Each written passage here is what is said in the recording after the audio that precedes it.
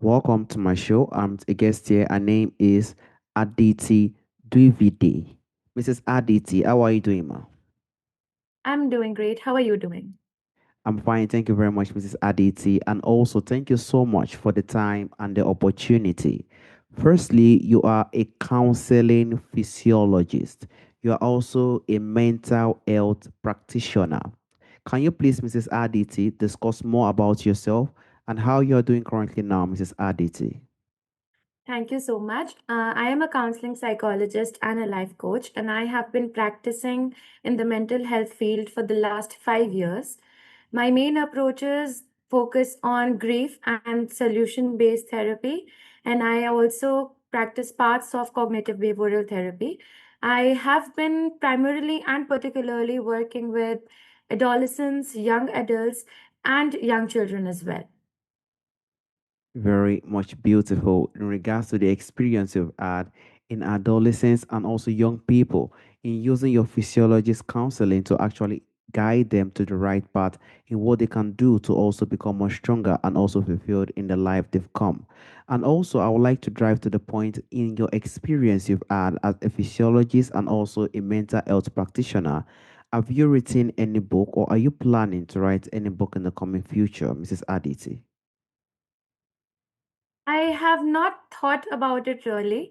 For me, psychology is more about how we exist as humans in our daily life and how the small little things matter to us and how these things they shape our behavior. I have not really written any book, but if I do get the chance, I would love to be an author. Exactly. There's nothing more beautiful to build every single experience right into something people can hold on to in the coming future. And I would also like to drive to to the area whereby people are always taught to stay strong. We do know that in the life we find ourselves, most especially in this digital age, there are some situations whereby we have to face a lot of pain and also anxiety as well, Mrs. Aditi. For those who have been taught to always stay strong, Mrs. Aditi, how do you think they can try to begin to understand the difference between true resilience and simply suppressing their pain, Mrs. Aditi? So these are really different, two different concepts, and something that comes often in therapy. When you talk about suppressing your emotions, you are not really talking about resilience, but you are talking about endurance. Endurance tells you that you keep going on no matter what you feel. But true resilience tells you that you feel what you acknowledge and accept your emotions, and you keep working on them. So, resilience is like a ball. When you throw a ball at the wall, the ball comes back, it bounces back. That similarly is resilience. So when you are acknowledging your feelings, when you are validating your feelings, and you tell yourself that it is okay to feel overwhelmed, it's okay to feel pain and suffering and guilt and whatnot, but you still keep steering through it, you maneuver around it in a manner that you are healthy, that you are acknowledging your feelings, that's true resilience. You talk about suppressing your emotions. On the surface level it looks like resilience, but when you keep these, when you, okay, for example, if I say that I'm feeling a lot of guilt and chaos in my head right now. If I suppress that particular emotion, that emotion is going to bottle up, and one day it's just going to burst out. One small trigger, one small inconvenience, and it's all going to burst out like a soft drink bottle. So that's, according to me, is the difference between true resilience and suppressing your pain or your emotions. Exactly, and that is why I love the area you made mention of endurance. It gives us the understanding to understand the huge difference when it comes to endurance and resilience. And resilience is something that one have to actually build upon if one actually want to move forward and also stay strong in life, because it is one of the biggest tool in a human to actually use to triumph. Because despite the situation we find ourselves, resilience is one of the biggest tools that can help us to actually groom and also try our best to actually live a true resilience instead of just trying to suppress that pain that will not really help us in a very huge way. And also, I would like to drive to area of also resilience. I would like you to give more exposure on that because in regards to the resilience, there are also things that can also work for us in everyday life. In your experience, Mrs. Aditi, what does honest and healthy resilience actually looks like in everyday life, especially for people So, who are carrying stress, disappointment, or inner exhaustion? Mrs. Aditi. when we talk about healthy resilience, I think a lot of people imagine someone who is always composed, always productive, never really shaken. But honestly and clinically, that is not how we see it all. Honest resilience is much more grounded and much more compassionate. It looks like that you've woken up already tired, so you pause and you think that, okay, this is feeling a little heavy right now. And that little moment of acknowledgement is actually resilience in action. It is a form of, you can say, psychological honesty. In everyday life, again, resilience is not very dramatic. It's choosing to take a break without turning it into a guilt spiral. A lot of times when people pause and take a break for themselves, they start to accumulate this guilt that I am being very selfish when I'm giving myself a time out or some break. But that is not how resilience works. A resilient person doesn't drown in their feelings. They don't let their feelings consume them. It is always about, you can always take very small steps like talking to a close one, you can journal about it, or you can just sit and feel what you're feeling, because that little moment of acknowledgement and that pause, it really helps. Another big marker is flexibility. Psychologically resilient people, they can be strong and vulnerable. So they can say that they are struggling and they still trust that they will find their functioning again. They will be able to find their footing again. So that ability to hold both is what protects long term mental health. So if there's someone who is carrying a lot of emotional exhaustion or stress, I would gently reframe resilience that it's not about proving how much you can endure. It's simply about staying connected to yourself, trusting yourself, having a little faith in yourself, giving yourself little breaks to just process whatever you're feeling, whatever the situation is, and stay connected to yourself, trusting that you will move through something difficult. And that, in a lot of ways, is a much deeper kind of strength. Thank you so much, Mrs. Aditi. And we will all agree that what you just brought to the table is very uneasy. And that is why we call this resilience and shows the sense of strength that we need to build to actually deal with some very, very tough situations in our life. To be in the position to trust ourselves and give ourselves the reflection that we need to actually pass through the sense of pain is very difficult. But these are the source of strength that we do need to build. Because when we give ourselves the sense of reflection and actually process all those pains, it really matters for us to actually see how we can also grow more stronger. Despite how we trust ourselves and see ourselves more positively, those times are the best ways we can try our best to see what we can also do to move forward to actually stay, because there is nothing we can do despite we are still in this life and we are in a certain position. We will definitely need to be more resilient and also take a lot of things that we need to process along the way. I sincerely appreciate you for that beautiful insight. And also, I would like to drive to those who are tired of surviving in silence. Some people are out there today now, they are really tired in regards to silence, and they are just like, can I still continue to do this alone? It becomes very much tough that it actually weigh them down. So, for listeners who are tired of surviving in silence, what do you think are some signs that they may need to support rather than just trying to push through alone? Mrs. Aditi. Just to set some context, a lot of people are being taught directly or indirectly that in order to be strong or to appear strong, they need to stop complaining, they need to stay composed, and they just need to push through no matter what. Maybe these emotions were not welcomed in the family, or vulnerability was met with discomfort, criticism, or even silence, as you mentioned. So over time, such people, they start to learn that if they want to be okay, they need to keep it together. But on the surface, this can look like resilience, but it's not, and it's something which is very harmful for their mental health, for their emotional health, as well as for their physical health. Some markers that a person needs some kind of support or needs a stronger resilience is that it affects your emotional life a lot. So, resilience is not supposed to erase your emotions. It is supposed to help you acknowledge them, accept them, because people, by nature, humans are not in the habit of accepting overwhelming or unhealthy emotions.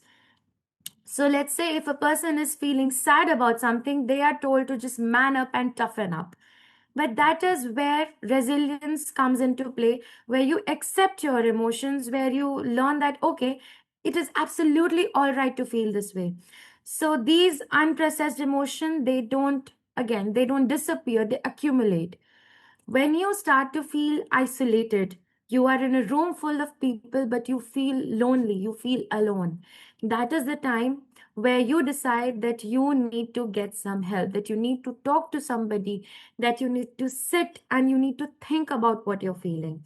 Then you also start to lose touch with your reality, because you are so stuck with those emotions that where you are not able to express what you feel, that you take on this let's say like an alter ego or a different persona, where you are just carrying on a fake personality and you are pretending everything is fine when in reality it is not.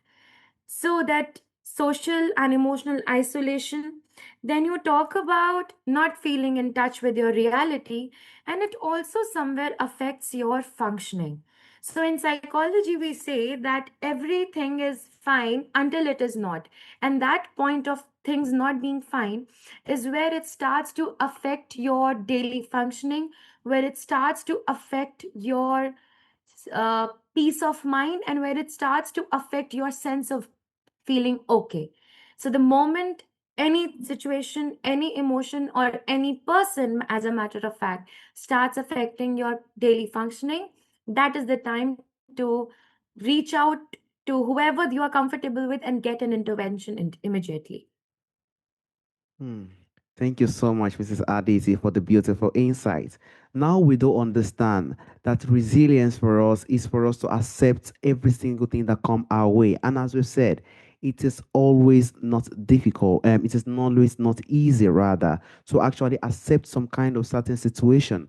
But for us to go through and also pass through that situation, we have to learn to accept those difficult times, to embrace it, not to for us to use it as a source to actually grow out there and actually do different things. We have to come in, reflect, and accept, and know how we can actually stay more stronger. It gives us that sense of stronger emotion that we can use onto. And I also love what you said earlier in regards when things are getting too much, we should look for people who we can also give the message to that can also help us along the way, because sometimes it is not always easy to continue to embrace those kind of pressure alone. We do need people who are also and also the right person as well that can actually push us through at times, that can also help us. We will always see someone who will always be interested in that because we've built a lot of resilience. We've tried to embrace a lot of things and we actually self control ourselves to actually build ourselves to become out in a positive way. And also, Mrs. Aditi, I would like to drive to, I do know you've drive more in regards to that perspective, but I would just love you to put more exposure and also more understanding in the perspective in regards to people who want to actually recover from the emotional setback. Because despite how someone is trying to do a lot of things to actually move forward, some can actually recover from the setback that they've actually had. And how do we think we can actually go about that? So, how do you think people can learn to recover from emotional setback in a way that strengthens them without hardening them within them, Mrs. Aditi. Recovering from emotional setbacks is not about toughening up or shutting down. It is Exactly. always about allowing yourself to feel, to reflect, and to move forward with a lot of self awareness.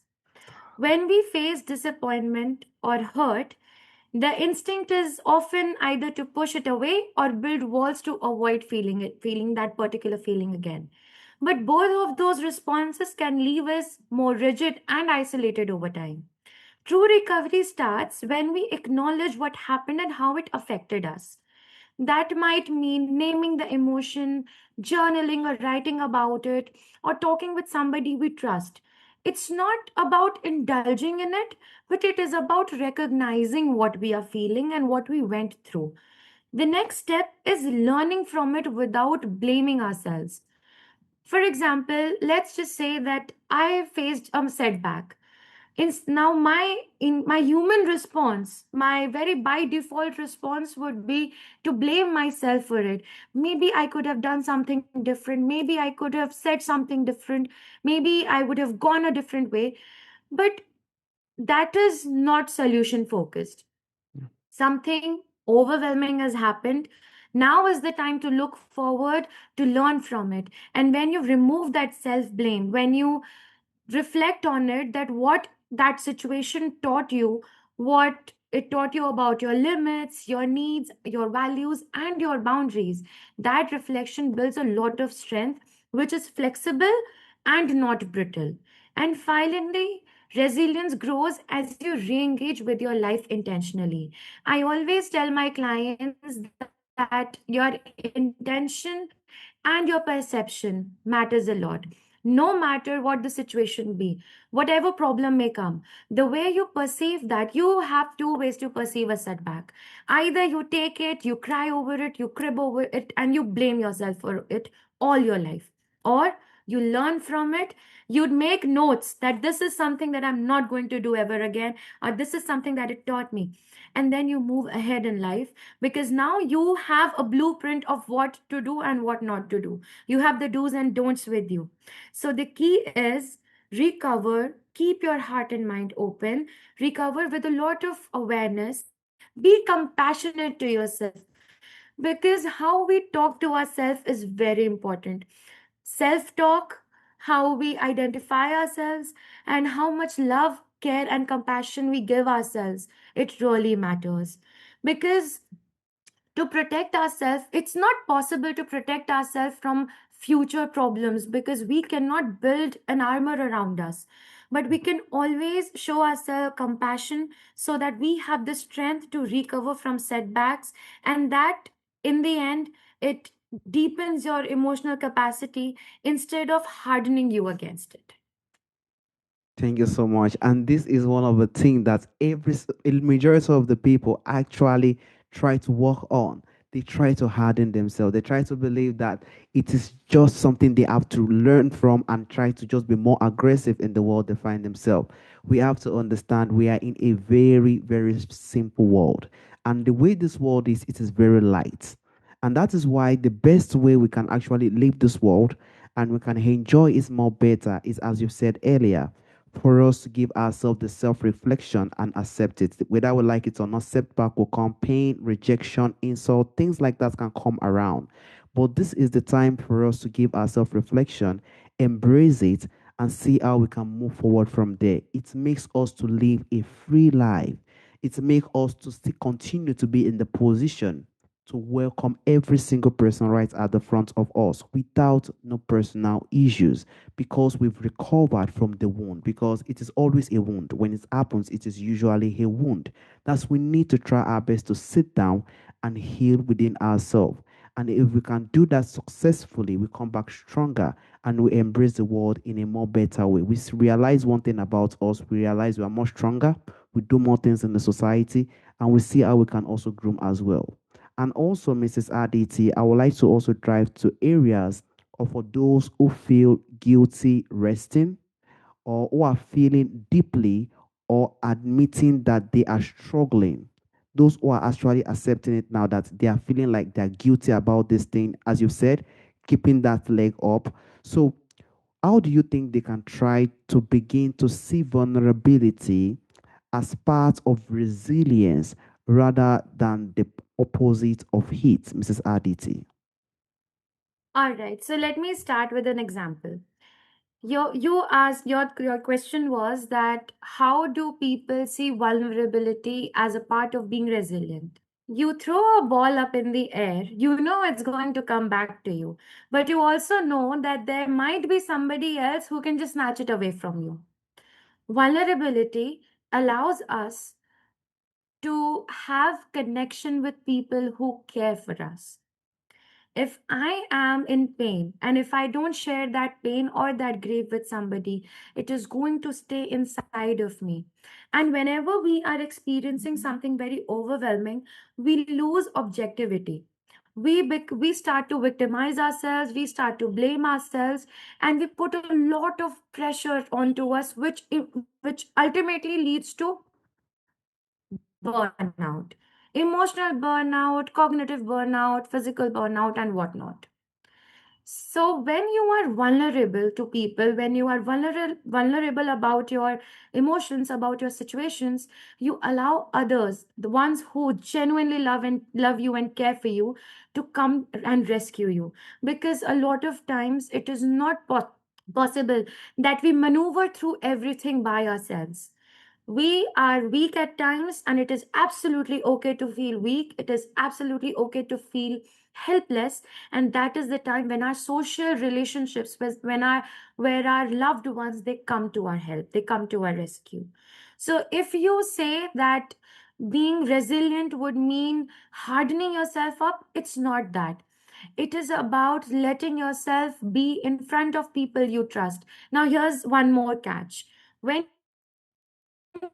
you say be vulnerable, do not be vulnerable in front of everybody. Have a very close circle of people that you can actually trust, people who have genuine love for you, genuine affection for you, and that is where you will have a place, a safe space to grow and blossom into wonderful human beings.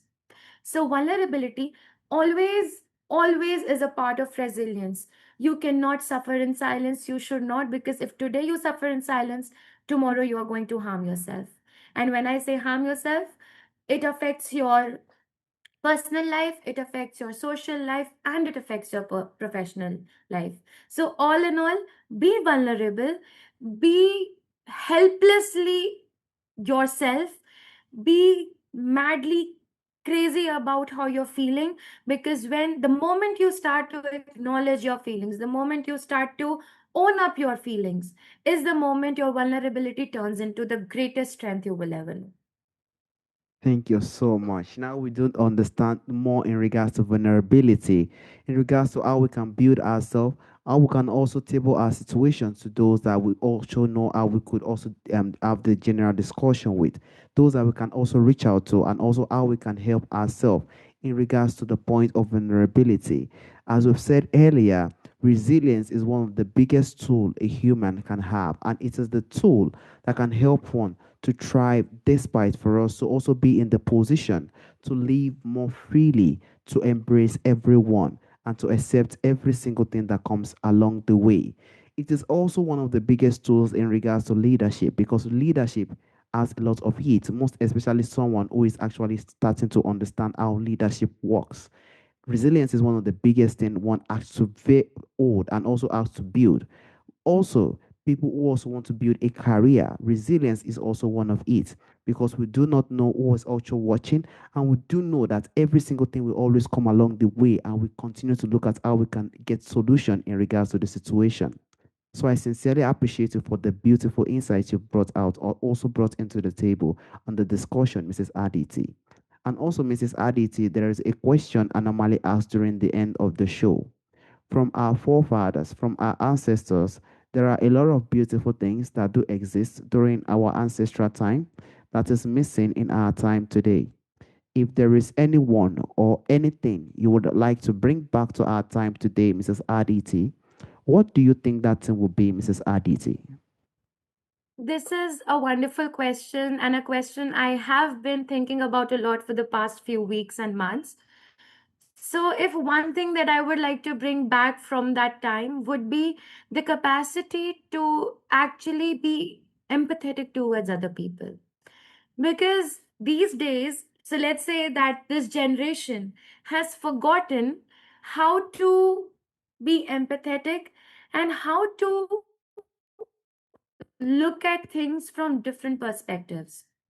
I remember my grandmother telling me that no matter how bad a person is, you should never forget that they deserve a basic respect and you have to be respectful towards them. You have to be caring and affectionate them because that is what you have been taught. When you start to be empathetic towards other people, you learn to adjust, you learn to compromise, and you learn to be with other people.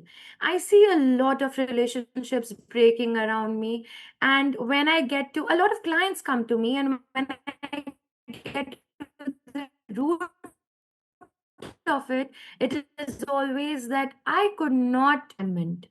But did you actually try? No, you wanted things to go your way. You wanted everything to be your way. So when you start to look at things from different perspectives, when you start to empathize with other people, you learn to be with them and you learn to be with them and grow in a very happy and peaceful manner. So this, I think this is one thing that I would like to bring. We all definitely hope empathy, love, and care is one of the biggest things that we hope comes back to our time today. Because despite every triumph and also the development that we've had currently, we should not use it as a point of not using it as a point of empathy and also love as well. We shouldn't use it as a point for also we being in the position not to be too self-interest also in regards to the perspective. We should know how to show empathy to every single person we find around us, love and care. We don't know how the world is today, how damaging it is today, how a lot of terrible things happens everywhere, which makes some people really scared of being empathetic. But despite all those things, we should always continue to bring out the positivity because it is when we continue to do that, other people who are around they sees what we do and they also continue to adapt and believe that there is still hope. Mrs. Aditi, I want to use this opportunity to thank you for the time and the opportunity for us to have this profound insight and also discussion in regards to resilience and how we can also build ourselves as humans. Thank you so much, Mrs. Aditi. Thank you so much. It was lovely interacting with you. All right, Mrs. Aditi. Have a wonderful day, Mrs. Aditi. Bye bye. Bye bye.